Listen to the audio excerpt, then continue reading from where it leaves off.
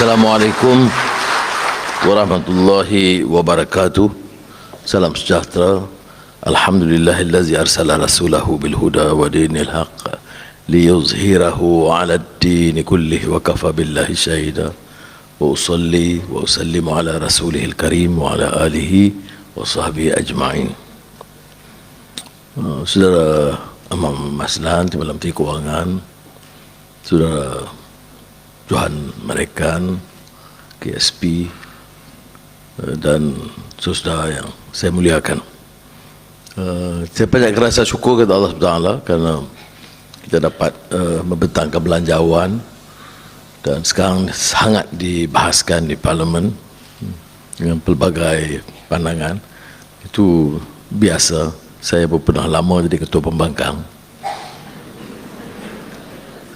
Dan giliran saya menggulung hari Khamis sebagai pihak Kementerian Kewangan dan Perdana Menteri, selain daripada yang telah dijawab oleh rakan-rakan menteri sebelum ini. Tapi izinkan saya juga untuk mengucapkan tahniah kepada Saudara Johan Merekan kerana dilantik sebagai KSP yang baru. Walaupun sampai hari ini dia belum belanja apa-apa. Dan saya percaya sudah akan bekerjasama kepada beliau untuk memandu kementerian ini yang merupakan tunggak dari segi mengawal institusi keuangan negara. Dan saya percaya insya-Allah dengan kesungguhan beliau, komitmen beliau dan juga dengan pasukan yang ada di KSP dan semua di Bank Negara, Runjaya Security. Semalam saya di majlis LHDN dan semualah yang rakan-rakan akan dapat memberi kepastian agar mutu khidmat kita dan pelancaran program kita yang tentunya harus beranjak berubah dari masa ke semasa. Dalam saranan saya sebelum ini pun saya selalu sebut, dia orang jangan terpukau dengan slogan. Dulu kita sebut tentang wawasan ke anjakan paradigma, sekarang madani. Yang penting itu pengisian. Sebab itu kalau dalam bawa madani, saya bawa pengisian itu menyentuh diri dulu. Madani itu tidak akan muncul tegak tanpa sikap pribadi, ya. Dia bukan untuk wawasan kepada negara, perubahan dan anjakan paradigma, tapi tidak, dia mula dari diri, nilai kita.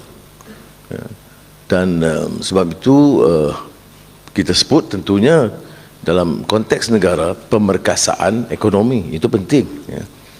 Membicarakan soal kemiskinan tegar, pemacuan teknologi dan lain-lain bidang, itu semua mula dengan kekuatan ekonomi sebagai tunggak.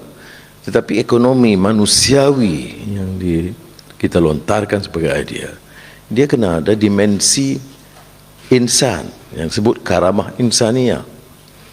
Kerana yang kita nak naikkan martabat itu betul negara, tapi rakyatnya, manusia di dalamnya. Maknanya nilai ini kena baik, memuliakan sesama insan, tidak merasa terlalu tinggi darjat sehingga harus menghina dan menekan yang bawah. Tidak merasakan bila ada kuasa itu orang-orang di pinggir atau golongan minoriti ataupun yang miskin, terlantar, itu bukan urusan kita. Ini yang disebut pemerkasaan budaya yang positif. Sebab itu kita letak situ ihsan, soal adli, soal yang semua terangkul dalam soal kemanusiaan. Saya lihat semalam di LHDN kita sebut tentang pengalaman Amerika Syarikat, negara yang maju, dan banyak bidang yang boleh kita timba pengetahuan, pengalaman, kekuatan mereka. Universiti cemerlang. Tapi kalau kita singkap dan telusuri, membedah, kita lihat juga kelemahan-kelemahan yang boleh kita perbaiki. Seperti kupasan dalam pendidikan oleh Harry Miller, excellence without a soul. Dia tu dekan Harvard. Ini saya singgung kerana KSP ni dia Cambridge. Saya Universiti Kampung. lembah pantai. Dia tidak boleh sesiapa pertikai keunggulan Harvard sebagai Center of Excellence.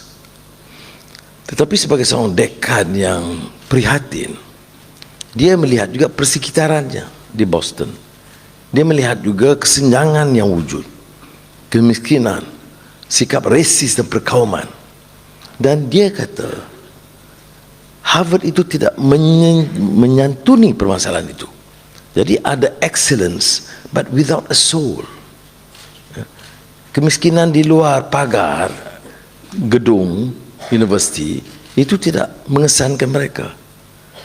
Pembantaian terhadap golongan minoriti hitam itu juga tidak menyentuh hati nurani mereka. Jadi sebab itu dalam kupasan itu beliau menyatakan, yes, we have achieved excellence in education, unrivaled in the world, but there is a major flaw in the percept of humanity, that we do not have a soul. Ada yang mengatakan bahawa ini hanya di barat. Kita tidak. Saya tidak bersetuju kerana seringkali penyakit yang sama ada di gedung-gedung kita dan kita harus perbaiki. Mungkin tidak separah yang berlaku di negara-negara yang terlalu kebendaan dan materialistik yang meremehkan peranan nilai dan agama. Tetapi jangan fikir kita yang faham agama kadang-kadang ada prihatin. Ada orang kuat agama, petah dalam pembacaan Quran dan hadisnya, tetapi masih kuat sikap permusuhan kau, masih sikap keras kebencian terhadap orang yang berbeda pendapat dan berbeda faham, yang tidak melambangkan sosok syakhsiah atau kepribadian atau akhlak Islamiah itu. Jadi sebab itu yang penting itu pengisian.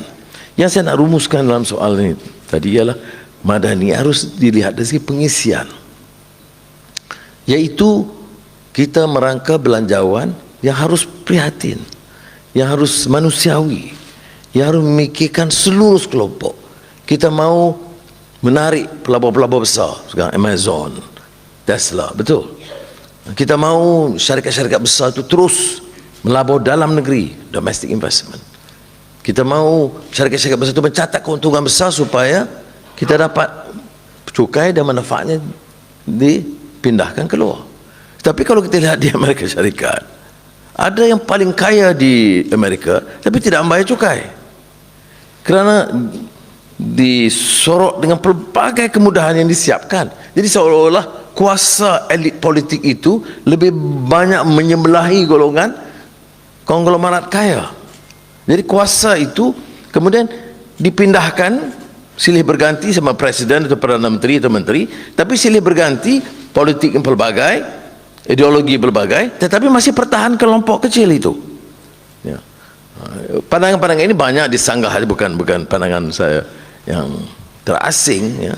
Saya pernah sebut di sini John Rawls, Galbraith, dan sekarang Stiglitz, Jeffrey Sachs. Jadi antara ekonomis yang cuba mempertikai, mempersoal, menggasak, mengasak pemikiran dan hati nurani, mengetuk pintu hati. Ini macam bahasa cinta lah. Mengetuk pintu hati. Johan tak faham bahasa-bahasa macam ni. Trik. Baik.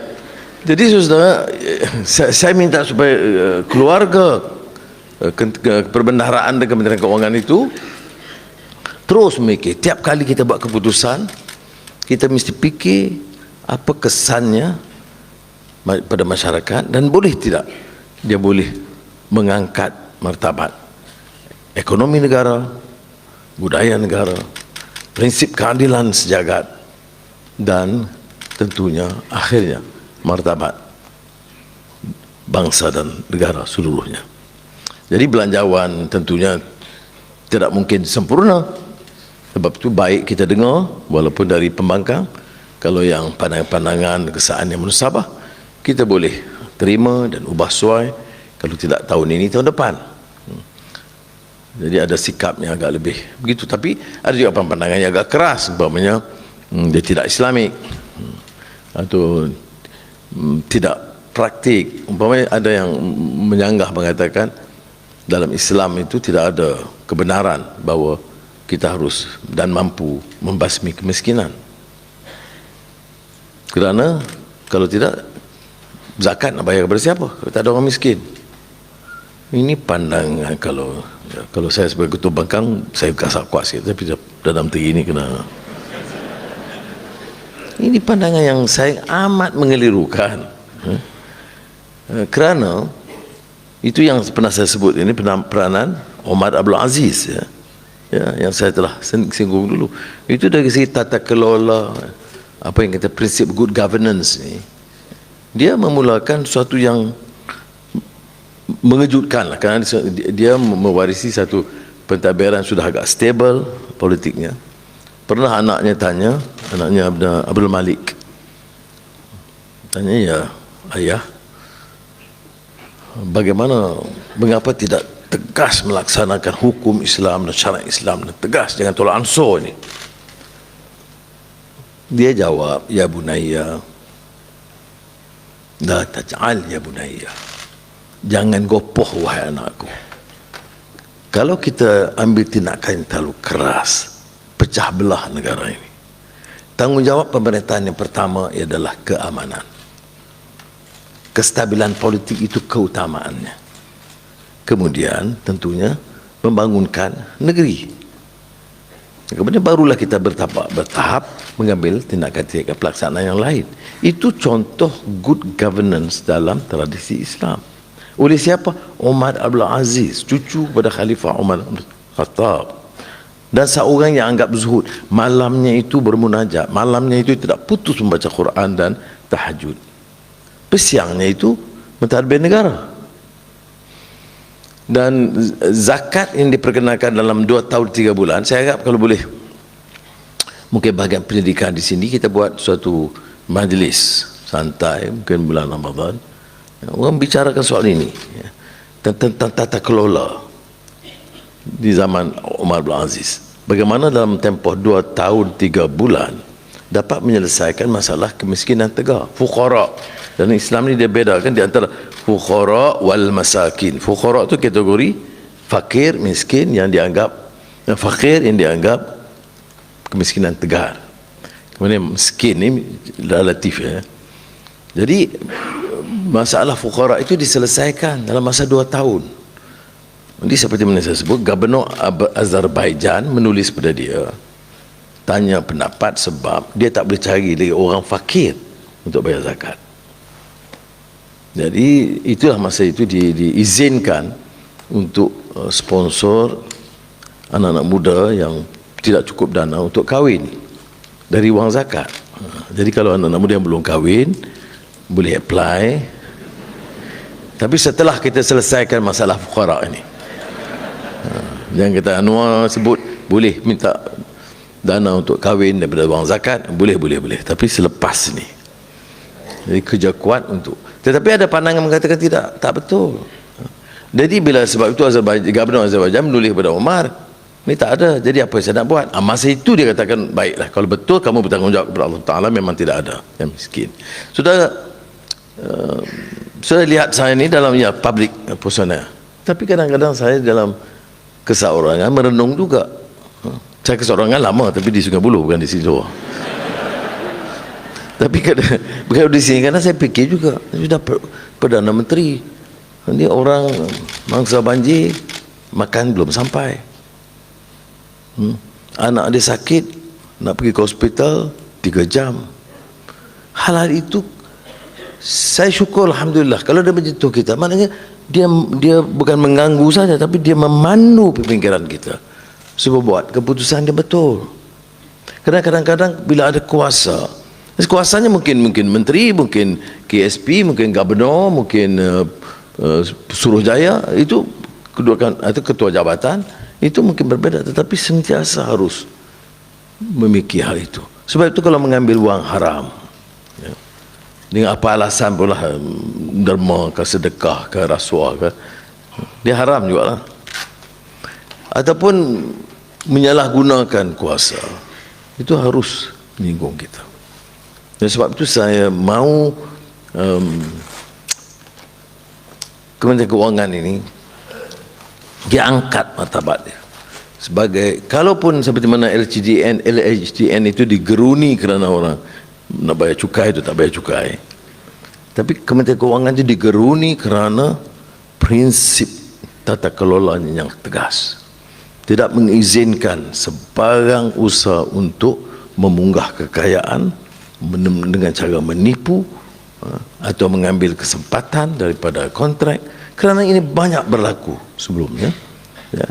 Dan sebab itu ada mengatakan ini arahan atau sikap dan budaya pimpinan. Saya nak beritahu, kita mesti bawa mesej yang baru, perubahan, bukan dari segi slogan atau konsep ataupun yang kita gagaskan Malaysia Madani, tetapi dari segi kesungguhan kita memulakan sesuatu. Kerana percayalah, permulaan itu mesti dari kita. Allah Subhanahu wa taala berfirman, ya ayyuhallazina amanu qu anfusakum wa ahlikum nara. Dia mula pada diri, selamat diri dan keluarga kita daripada siksaan api neraka. Dan keluarga kita ni sama ada keluarga dekat dan keluarga Kementerian Kewangan. Dalam hadis Nabi Muhammad sallallahu alaihi wasallam, ibda bi nafsika, mula dari diri kita. Jadi kalau kita rasa terlalu longgar dengan prinsip mengambil dana orang, nak dapat kelulusan itu ada boleh berunding dan sebagainya, dan mungkin tidak banyak, tetapi ada, kita tidak boleh nafikan berlaku. Dan kalau kita bermula dari diri kita, dan saya percaya Kementerian Kewangan, kalau tanya saya apa di antara cita-cita saya di Kementerian Kewangan, saya punya pengalaman 8 tahun dan suatu pengalaman yang indah. Saya sangat bangga dengan kementerian, dengan sikap, dengan disiplin, dengan budaya pada ketika itu. Dan saya berharap benar supaya Kementerian Kewangan dan keluarganya muncul sebagai suatu kementerian yang gagah dari segi tata kelola, dari segi kepintaran, dari segi kesungguhan, dari berkhidmat, menjadi mercu tanda, bukan saja dari segi gedungnya, tapi dari segi fikrah dan komitmennya. Dan saya yakin setelah 100 hari habis di sini, saya yakin keupayaan kita dalam masa beberapa bulan ini memberikan mesej yang jelas, no nonsense, dan kita tekad untuk bangkit membangunkan negara kita dan menyelamatkan negara kita, dan kemudian menjadikannya sebagai suatu negara hebat di rantau ini dan insya Allah di dunia. Terima kasih. Wassalamualaikum warahmatullahi wabarakatuh.